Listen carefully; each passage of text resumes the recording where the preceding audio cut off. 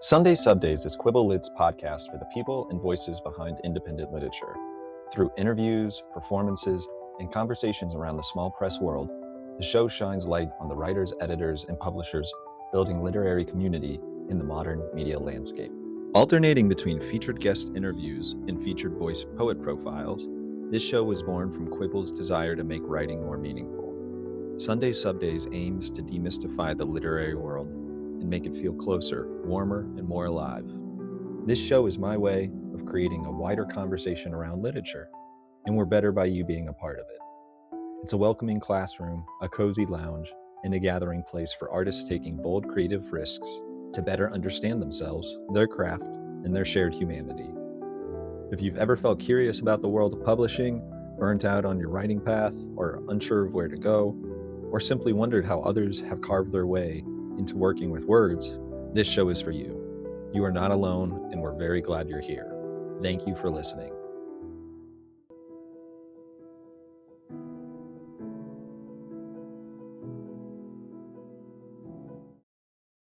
All right. Well, thank you for joining me on Sunday SubDays today. I'm joined today by Rachel Kramer Bussel, who is the founder and editor-in-chief of Open Secrets Magazine. Is that correct? Yeah.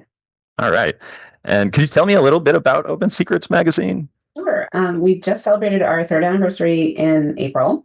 And when I say we, it's pretty much me. I have a managing editor who does like logistical things, but all the editorial right now is basically me. And I mean, I'd always thought it would be cool to edit a magazine. I had been a writer for 25 years. I had worked at a magazine as an editor, but I never thought, oh, like that was actually a practical goal. And then I had joined Substack maybe in 21 or 22, and I had seen Sari Botten starting Oldster magazine and also running Memoirland and just seeing the layout of those. And I thought maybe I could try that.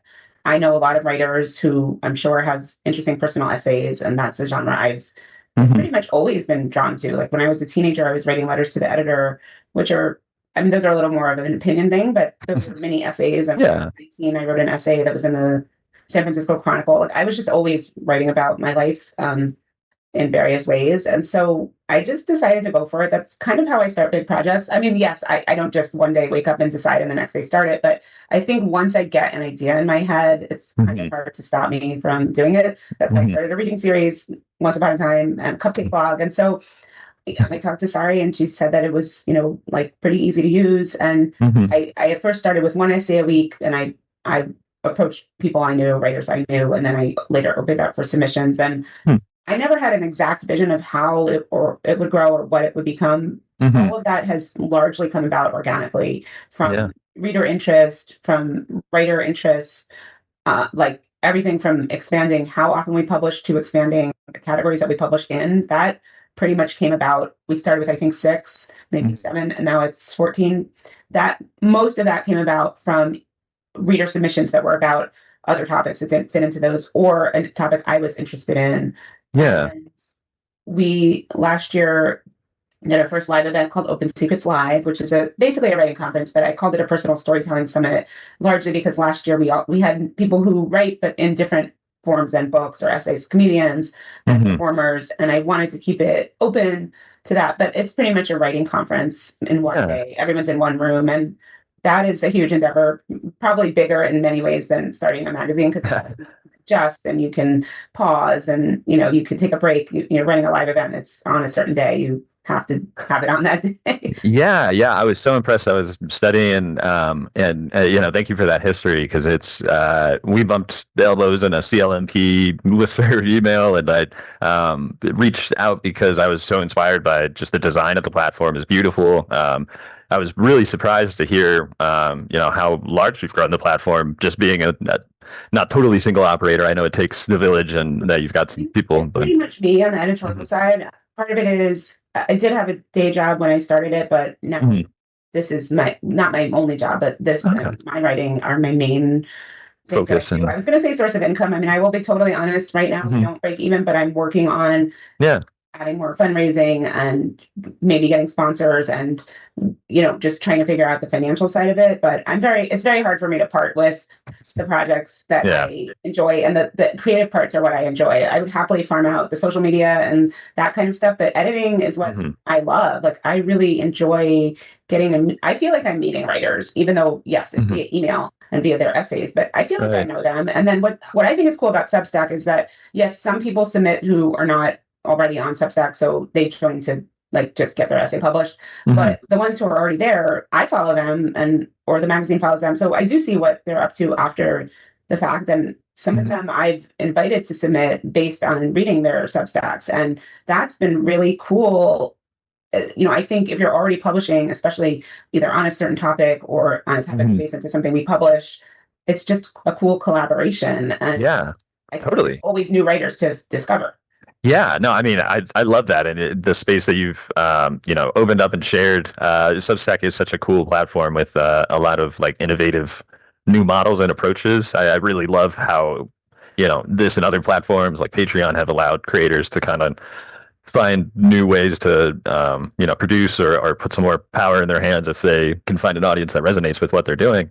And just to kind of say it out loud or make sure that I don't miss it, the open secrets portion of it is that you publish creative nonfiction, personal stories about all the subjects we're taught to keep secret. Yes. Yeah. That is a pretty loose organization. Well, at the beginning, it was much more focused on things that are maybe you hadn't told anyone or really did keep relatively secret. It's a little looser, they're not all kind of, I don't know, traumatic or heavy. We have a hobby section that sometimes is more lighthearted. There's pickleball, and it's broadened a bit from that, but I think the through line is, if it's not necessarily about a secret or something, you felt uncomfortable or shame about, or some vulnerability in sharing. And I do push writers to be as vulnerable as possible and intimate. Like, I want to feel like we're hearing something that is not something we're hearing all the time, in our culture, perhaps, or just from our friends. I want it to feel like a very personal disclosure that, I think sometimes my validation is coming in the comments, or people are saying, thank you for talking about this. Recording an essay just went up by a mother whose son passed away, and people are very moved by when someone shares something like that. And I do want to say a caveat that I would never push someone to share something they don't want to share. There have been times when I've said to someone, this is an interesting idea, but for open secrets, it would have to go a little farther. Like, you would have to not just say this was the worst day of my life because X, Y, and Z, but really tell us exactly why it was the worst day. And it's not that they kind of sometimes want to skirt some of that. And I totally get that, because privacy and just, it is hard to disclose those things. And I'm never pushing someone to disclose something they don't want to disclose. But I think when they do, it's kind of a risk and reward. Like, I think the risk is that you're letting people into your life in a way that can be scary. But I think the reward is that readers very much appreciate that. I think they know when you've shared something that is hard to share. And it's not just about that. I mean, there's craft and there's, ways of doing it. And I also think I hope for most writers, it's cathartic to share those things and to not just get it published, but the writing process. I hope that is also cathartic, because that I think is really the other impetus, is that I've been writing about my life for 30 years now, and about things like my father's alcoholism. I wrote about that when I was 19. I've written about being a hoarder. I've written about dating. I've written about adopting as an older person. And I think every time, yes, there might be haters or people saying things you don't want to hear. It's not so much that, I want the external validation of people saying, like, great job. It's more that you want to feel that connection. Like, I think that's why any artist is making their art, to connect with other people. And I think you will never know how it might connect until you share. So, and for me, like, the rewards have always outweighed the risks. Like, the people I've met via my writing, some of those have become friends. Yeah, that's beautifully put. I mean, it is definitely a crucial portal in what we go to art, to try and feel that shared humanity, feel a similarity, a commonality, and like an experience that you might not have directly experienced, but you don't hit essays over fiction. Like, I think you can share those things in fiction too. That's what we publish. So I think, or you can share it in other art forms. I'm not saying the personal essay is the only way. That's just what we focus on. I think we've really built a readership that cares about that and looks forward to it. And it sounds weird to say, oh, we look forward to reading like dark and challenging essays, but I think they're not all dark. Like I do try No, to yeah. lighten it up. I'm always on the lookout for a humorous essay, which are harder. I think they're harder to write. For some people, maybe they're easier. But I try to include a mix of both topics and styles. And I don't want every day to be deeply depressing. But I think there's a way to write about even the darkest things, like divorce, death, illness, that are. I don't know if I would say it makes you feel good to read it while you're reading it, but you feel glad you read it. Like a close ship, Yeah. or understanding, or recognition. Yeah. We had a series last fall about food insecurity after the SNAP cuts, and those were really moving essays. And I felt really good that I could pivot to a new, that was under our finances section, but that pretty quickly I could say, look, this is happening. We want to address it in the way that that's not a policy activism in a way, but in a personal way that I hope makes a topic that's like in the news that maybe helps people understand it from various perspectives. I don't think anyone can speak for an entire issue or community. Right. We're not asking them to, but I think there is a power, and sometimes political power, in sharing your story and making people aware of the human impact on what's happening in the larger world. Yeah, well said. And I just love the like framework or the umbrella that you found. Like the focus is a great genre specification, and it's unique to me. I haven't seen like quite the same submission guidelines or pitch out there, and so that was something that immediately caught my attention. And I love how you found a through line of what connects that you're trying to feature, but having a spectrum and a breadth. I've seen that there's like laundry and finance and personal, like home level, and I believe there's a whole column or series about objects and objectives.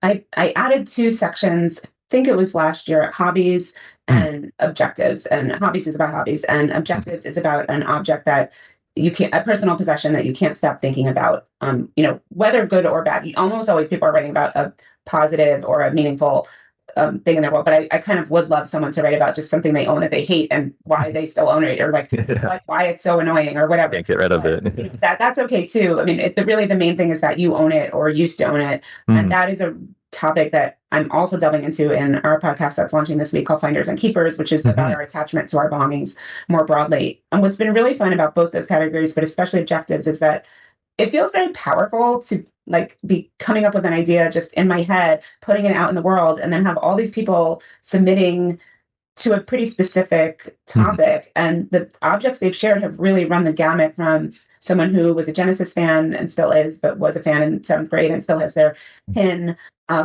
We've had pop culture mementos. We've also had someone wrote about a toy. I think it was a turtle that their friend who passed away had given to them, and they now talk to the turtle as a way to feel close to the friend. I had actually thought of the column as a sort of an antidote, but a difference from the heavier topics, and they're shorter, which is easier for me. Like we publish those every week, so they're easier for me to edit because they're 999 words. But people have also delved into the more serious side of life via these objects, and also they've just been so creative. Someone wrote about the carpet in her family home as an object, and I never conceived of something so large as a carpet. Like I was thinking something more like something you hold in your hands. So that's been really cool. And then just talking to different people, even if they haven't submitted or are just curious about it, like I think everyone has some sort of object that is meaningful to them or was meaningful to them. And the podcast is expanding on that and talking about everything from storage spaces and why people have them to a teddy bear that a friend group has jointly shared for 25 years. Like they own it and it travels around the world. It's been to China and I think Egypt, and they all live in different cities. And I knew a little of the story. Like I thought the bear was my friend's bear that traveled, and it is, but with her other friends. And it was actually really moving. And it's been cool to work on the podcast, because sometimes I'm just saying to someone, hey, would you want to be on the podcast? What would you want to talk about? And sometimes the answers are different than what I would expect. So there's a thriller author, Rob Hart, who I asked because he has a book coming out and I'm a fan of his. And I thought he might be talking about, like things related to, researching thrillers and mysteries. And because there's all kinds of, like I don't know if it's ninja stars, but there's, weapons and things in his books. And he wanted to talk about collecting Lego sets and building Lego and Legos. I never know if it's Lego or Legos. So that was really interesting. And we also talked about like rearranging our stuff after marriage and divorce and remarriage. So I think it's been fun to just see the different ways people approach that framework. I mean, that's not the only thing I'm interested in, but I could talk about that all day because I think it's a pathway into people's lives that they don't often think about. I think sometimes we think about stuff as just like inanimate objects that we either like owning or are annoying to own, or it's about shopping or materialism. And there's so much more to it than that. I have Disha Filia, who's a best-selling fiction writer. She talked about her book collection, but then we also talked about how she became a reader and what set her on that path to loving books. And I think that's something any writer can relate to. And then sometimes it gets a little dark. I talked to a fellow mom, and we both have toddlers, about what we want our kids to inherit from us, which I definitely teared up at that one because I'm not thinking about that when my child is under 2. But at the same time, I do think about it, for the future. Like, do I want her to inherit? I'm a recovering hoarder, so I have a lot of stuff. I don't want her to literally inherit it because then she'd have to deal with it all. But then how do we, think about what we do want people to inherit? So I think the framework of our belongings touches on every aspect of our lives, and it's not, I think sometimes it's too simplistic to like narrow it down to just you're a materialist or you're not a materialist. Right. Yeah, no, I love that angle. Is something that for myself, I have a weird thing about like wishing there was another word for feng shui, because that's like the only word and ubiquity that people talk about, this like magical relationship with items in space and energy. And I'm always curious about that, but then I don't fully understand it. Is some of it about things facing in one direction? Or I know that there's, I am by no means expert or studied on it, but I know like one tenet of something, it could like doorways being open and clear, and I just I relate. I'm a little neurotic, and if my field of objects is kind of cluttered, I think worse. I think messier and sloppier and more nervous. So like, I'm fascinated by that because I'm not going to say I feel the opposite. I do like the clean desk. Mine is almost never clean. It's clean when my boyfriend cleans it, and then like 3 days later it's messy, and we all the time. But I don't know if I vibe off the clutter, but I can just ignore it in a way that I think a lot of people really can't. Like they're like, how can you possibly even live like this? And I just move around it, and I focus. I want to focus on. But that being said, I lose stuff all the time, and that is super annoying because especially if it's something you won't have somewhere and then you can't find it, like, and you spend time looking for it. It's frustrating. So I see why people. I had a roommate like you in college that like taught me that lesson of like, man, I'm kind of jealous that you can do work in this busy field. Like, why do I always hang it up of, I got to do laundry and have all my chores done before, like the more creative stuff. And it's, but yeah, I think it's so cool to hear about this, approach and kind of like the, genre focus with Open Secrets, and just, it's really universal, but really personal too, in terms of, what someone, I loved what you were saying earlier too, of, that challenge of how much do you disclose. And I think that we are as an audience coming to art, hoping to like, see that shared humanity or something new and be excited or feel recognized with something. But that also like, oh man, no, I just lost it. I did want to say what you were saying, just pinged something in my head that I think similar to how we are overly simplistic about our stuff. I think we're sometimes overly simplistic about first person writing, where it's deemed just oversharing or trauma dumping or just a one-sided conversation where the writer is just like offering up their life on a platter and they just want people to look at them. And I think that's a real misunderstanding, at least for me and most people I know who write memoir or essays. I think it's a two-way conversation. I mean, you put something out there and you do want responses. And sometimes then people might overshare in response because like, how do you hold their stories? But I think anyone writing about challenging topics, like when I write about hoarding, I expect people who either know a hoarder or are a hoarder or along that spectrum to respond. And I think the same for people who write about addiction or divorce or death or these heavy topics. I think the people who need to read that are often the people struggling with those things themselves. And it's not that first person writing is is the same as like a nonfiction book by a doctor or self-help. It's not, but it can be therapeutic, I think, to just know someone went through something similar to you. I think it can get tricky because then there can be a kind of parasocial relationship where people do feel like they know you. And at this conference I just ran recently, there was this feeling. I would be talking to authors. I'm like, I feel like I know you. I met the wife of an author whose book I had read, and the wife was prominently in that. And so I did kind of feel like I knew both of them. But of course, you have to recognize that a slice of their life they chose to share with you, and that ends at the last page of the book, and their life goes on. So that's not everything they've ever done or thought. It's what they want to convey. But I think if they do it well, that is a lot. Like I think sometimes I feel like I know a memoir author better than I know some of my friends, or at least more intimately, because yes, I talk to my friends about personal things, but we don't talk about everything. And also I think the beauty of writing is that you often feel free to disclose things on the page that you wouldn't say, or you wouldn't say in that exact way verbally to someone, because it just would be awkward, or it's almost like you're writing not in a diary, but like for and to yourself, knowing that the world will read it. I mean, yes, I write differently in my diary than I do in an essay, but I work out a lot of things in my own essays. That is the form that I've always gravitated towards. And I mentioned earlier when I was 19, writing about my dad's alcoholism, I was writing about that at a very fraught time in our relationship where he was heavily drinking and I couldn't really communicate with him. And I knew that there were probably other people going through that. And it did ultimately, I think, bring us closer together because he read what I wrote. And I also just felt like I still wanted to say that. He wasn't really the target audience, but it was other people going through the same thing. But really, I feel like, I mean, this is going to sound selfish, but I'm probably my target audience in my own writing.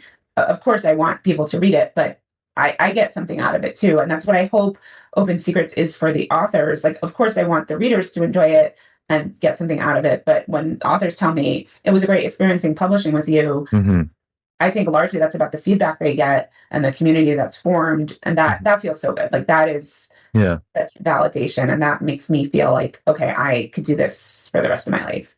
Yeah, that's beautiful. And I mean, you're doing great work. I can see that the community, has responded, and love that answer. It helped me remember what I wanted to ask you and built onto it. But to say what you were saying about like the persona that, it feels like you might know a nonfiction writer because they write so authentically from their own experience.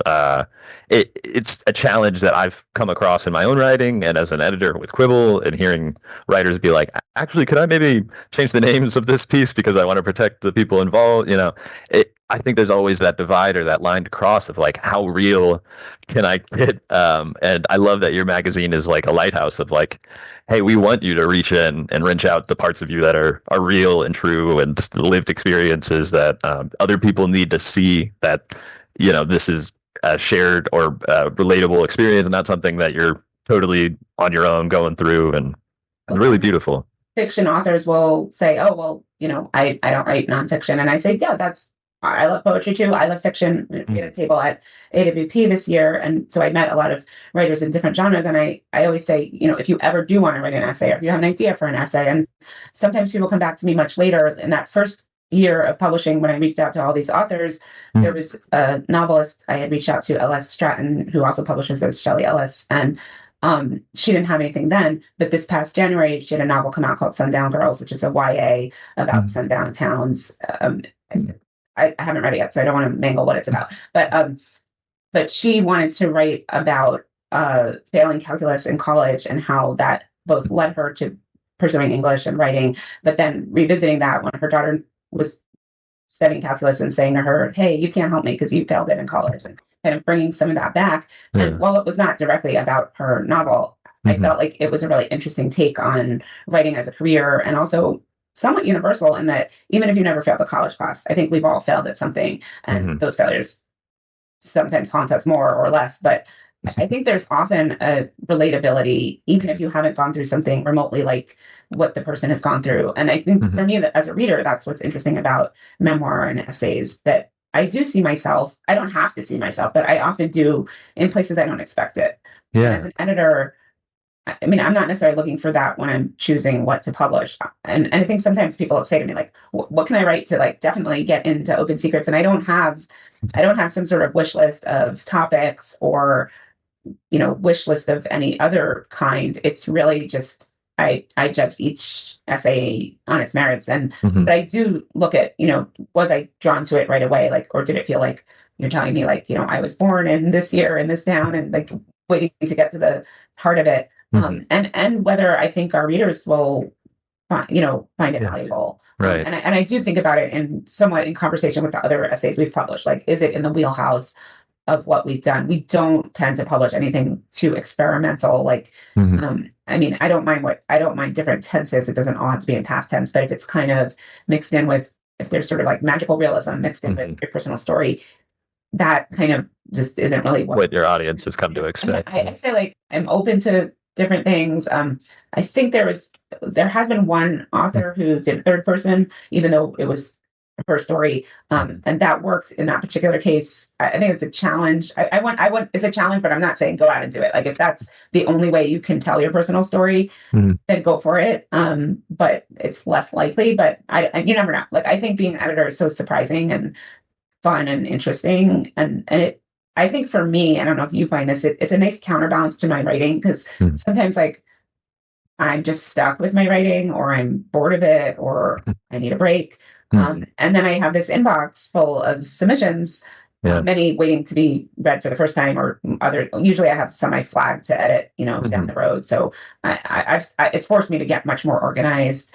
Like that objective section, I have it planned out. I haven't contacted all the authors yet, because I want to wait till I edit them, but I have that planned out. We're talking in May. I think I have it planned out through the end of July, because that one's been so popular. And they're easier to sort of skim through than the longer essays, where it just takes more time to go through them and see if they might fit. Like those, I can pretty much tell right away. Like, is it about an object, and is it interesting, and does it feel real? I mean, I think sometimes people focus too much on the object, and yes, that's the premise, but it's really about your emotional connection to that object. There was one that we just published about a bracelet the author was given by their mother, and they don't like it and didn't really want it, but do they wear it, or do they keep it? And I think that's, again, something that most of us can probably relate to, whether or not it's from our parent, but you've probably been given a gift that we're kind of like, did this person really, and had to face that question of, do I return it? Do I tell them? Do I keep it? Do I wear it or show it off to them to be nice? And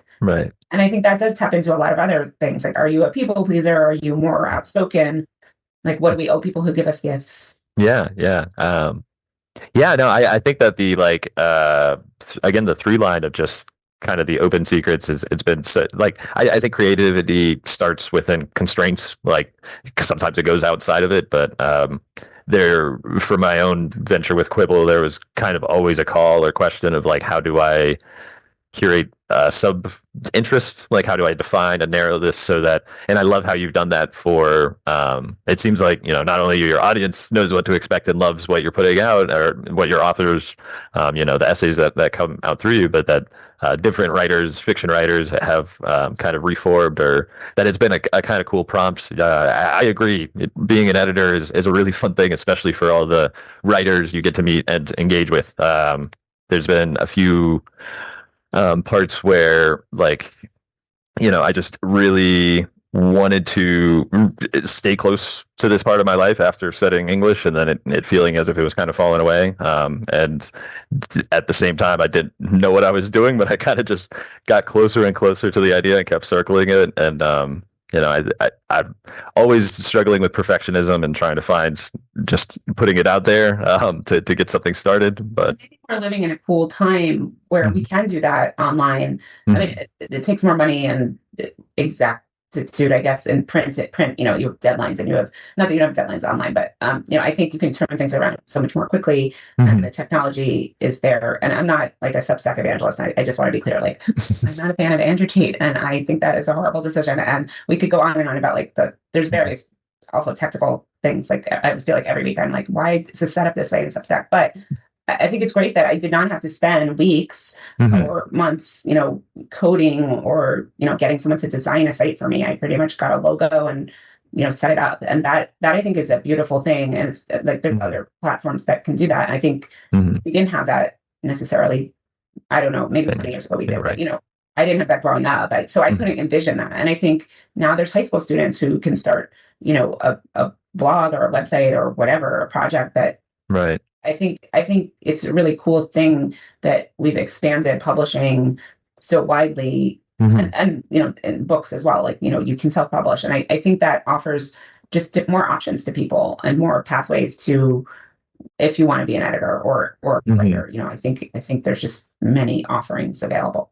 Yeah, we were talking a little bit before recording started about some of like I related to you as a fellow media producer, and you were like, "Well, I don't even know if that's what I would consider myself." And I relate to that. Is the writer hat was kind of the first one I put on, and I feel lucky for it. I had some imposter syndrome for some time. I think everybody struggles or tries a couple of hats on when they're experimenting with a new creative medium, but like Quibble or editing was something I had a little bit of experience with. And then the more I loosened the lines of definition for myself and just kind of said, well, hey, this is something that I want to get out there for people. It's really radicalized, not only my skill set, but my appreciation and my approach to what the full process of writing is in 2026. Print and traditional media are essential and important parts, and they've been the main structure for a long time, but there is this new landscape that's just there's opportunity if you can figure out kind of the little slice that you want to cut. So I think it's really cool. I think there really is, like you mentioned, that we met on this I always mess up CLMP. Yeah, it's the what Community of Literary Magazines and Presses. Yeah. CLMP. If you run a literary magazine, highly recommend them.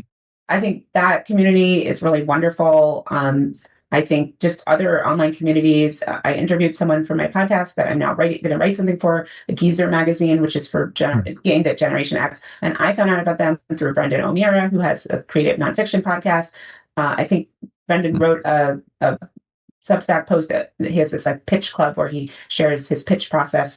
And I was like, that magazine sounds so cool, even though it's $120, because it's this, speaking of media production, it's this giant print magazine, almost like Interview magazine was but it's on really thick paper. It's beautiful. It's designed to have, not just read it once. And I just love that, there's so many paths that I find books to read, writers to reach out to. I had mentioned this at my Open Secrets Live. I booked a speaker, Greta Morgan, who is a musician and wrote a memoir called The Lost Voice about right around when COVID was starting. Her voice started to go, and she's a singer, so that obviously made her whole career pivot. And that was recommended by her editor, who had spoken at the event the last year. And I'm an introvert in some ways, but I'm a very social creature in others. So I love getting book recommendations and essay recommendations from other writers and readers. And that's why I'm excited too about the podcast. There's some people who, they either don't have time or don't want to write an essay for me, or just wouldn't, it's not their thing, but they would come on the podcast and talk about their relationship with a special item or a collection they have. And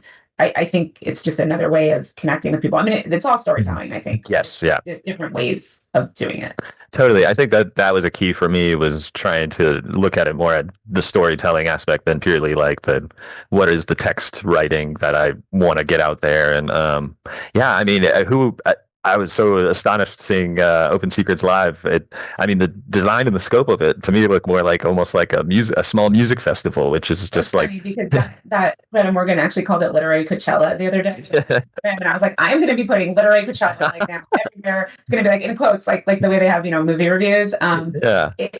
I will say I can get a little overzealous, and last year we had around 40 speakers, 42, I think. And this year people were saying, Rachel, you should have fewer, 30, so it's easier on you, and you can have more breaks in between. And I tried to have fewer panels and less speakers, but I would hear about a book that was so perfect for this panel, and then it's just hard. It is hard for me to rein things in, and I kind of feel like, yes, at a certain point you have to rein things in so you aren't working 24/7 and you aren't stressed, which I sometimes am doing both of those things. But I can't apologize for wanting to be a big tent person when it comes to all these endeavors.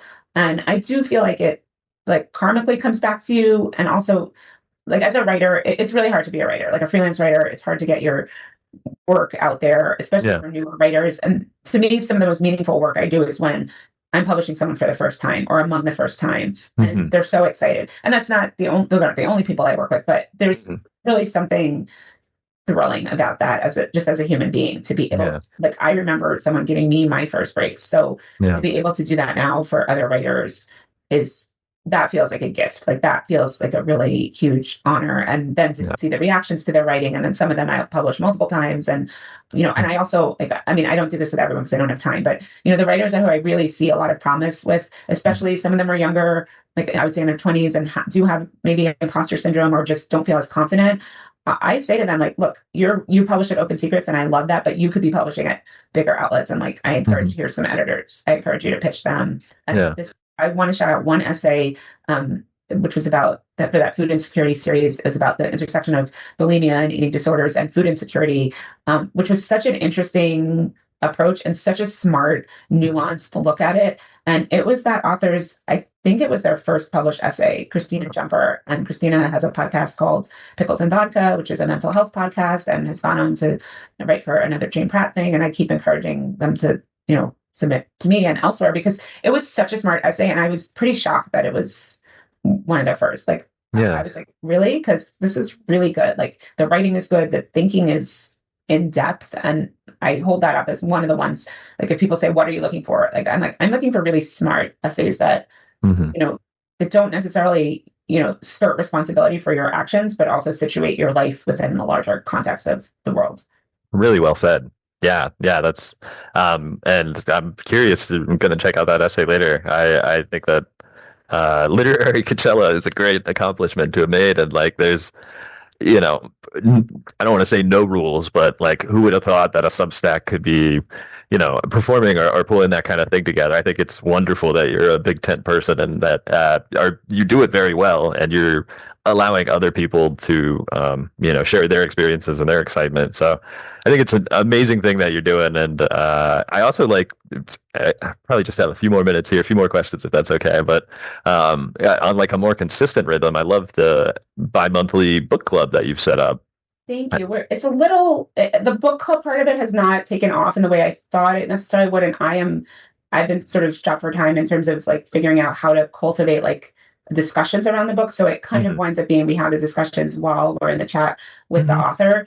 But I'm just I love books. I love reading, always have. And I want the club to focus on either memoir and essays, because I think that's a genre that isn't as widely like seen. And I mean, it's being published, but not as many as memoir. And I think if you like that, then you really like it. If some people want a more linear narrative, then that's fine. And we do read those too. But and it's also a nice way. Like I like to spotlight books that are either smaller presses or big presses, but maybe aren't, that huge New York Times bestseller that you're hearing about everywhere. Like, I feel like that's pretty easy to access. So I like us to focus on books that maybe you haven't heard of and you're reading, alongside other people who are reading them. And it forces me to kind of dig a little deeper and do some research into like, where are those memoirs and essays, and who's coming out with something that's a little off the beaten path, and to work with smaller presses. That's something else that was important to me with Open Secrets Live. I didn't want it to just be like bigger names who maybe already went on like a huge book tour. I wanted it to be also smaller presses, authors on those that maybe aren't speaking at a ton of writing conferences. I mean, in my head, if I ever win the lottery or get huge amount of sponsorship, I would love to take Open Secrets Live on tour or do it on the West Coast. Oh, wow. Around the country. Maybe not as a whole one-day conference, but maybe as like storytelling night or something. Something just writers, because I ran a reading series for 5 years and I loved curating that and building a space where people trusted me to entertain them. I mean, this writing conference is more informational than entertainment necessarily, but I think kind of they both go hand in hand. And I think especially now post-COVID, yes, COVID still exists, but post the lockdown pandemic, it's really lovely to just be in a room with people who all care about this genre, because not everyone reads memoir. I mean, I'm in a book club with suburban moms and we almost exclusively read fiction, which is fine. I love fiction too, but I think people who like hearing true stories really like them and do want to dissect them. I think a good book, any genre, you want to talk about it afterwards. Yeah. I mean, the connection is like what we're like, everybody has their favorite book, but there's like such a strange tension that I'm fascinated with between like creativity and programming, or like rigidity. Like in curating a bi-monthly book club, you've created a space where people can access and share conversations that, that weren't possible in that exact way around this book. And we are all like, the writing lives with us, our books, I think stay with us and continue. So to be able to have those gathering coalescing points and notes, for that connection and shared realization of like, oh yeah, this excites me, and now I get to hear why it excites you as well. And most of these authors are talking about, often challenging people or struggles they've had, and I think that does warrant examining. Because, again, yes, we talk about the book and the author, but we also talk about our own, situation in relation to those topics. And in May, we're doing a book called Better, a memoir about wanting to die. I'm pretty sure that I got that right. Ariana Rebellini. And I've had to read it. I've been reading, I started it last year, but I've had to pace myself because it's a very intense book about mental illness, and it's beautifully written though. It's just so honest. And that's kind of the epitome of like what Open Secrets is interested in, people talking about things that we hear about pretty rarely. And we do hear about mental illness in May, we do hear about mental health, but we don't really hear about living with, say, suicidal ideation as a lifelong thing. And that's a different author wrote an essay about that for me early on in Open Secrets. And that's another one that I hold up as an example of someone really deeply sharing something so personal that I'm pretty sure she said in there she hadn't even told her husband the depths of what she deals with. And again, not for everyone to do that. Like a lot of people, that is just, they're like, why would I ever want to tell anyone else that? And I think there's other people who are either born with that impulse or have that impulse to connect with people via writing about their lives. And I think for those people, there is an audience that, like, I'm trying to bring those two audiences together. Yeah, connect them. Yeah, and doing a great job. It seems like, again, as host of Literary Coachella with 40 or so speakers. Well, I am so excited to follow along with Finders and Keepers too, because of my own fascination with objects and to hear those individuals. About not like, I'm not saying you have to be a feng shui expert, but like that's something I've always been curious about, people who practice something like that, or who believe that it's not just about what you own, but the placement.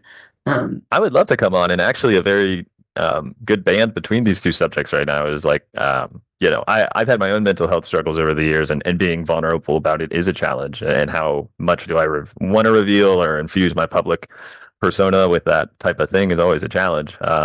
But the relationship to space and objects and mental health for me are very interconnected. So I would be very interested in that. And I think a lot of people will be too. Cool. Well, what's the best place to follow along on Finders and Keepers?